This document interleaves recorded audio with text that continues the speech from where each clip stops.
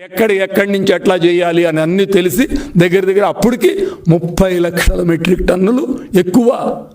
మన ప్రభుత్వంలో 18 లక్షలు అయితే ఈ ప్రభుత్వంలో 27కి వచ్చేటప్పటికల్లా 48 లక్షల మెట్రిక్ టన్నులు చేశారు. అంటే 30 లక్షల మెట్రిక్ టన్నులు నల్ల బ్లాక్ మార్కెట్లోకి బియ్యాన్ని, రేషన్ బియ్యాన్ని, పేదల సంక్షేమం కోసం రాష్ట్ర ప్రభుత్వం ఇచ్చే బియ్యాన్ని బయట దేశాలకి ఎగుమతి చేయటువంటి జరిగింది.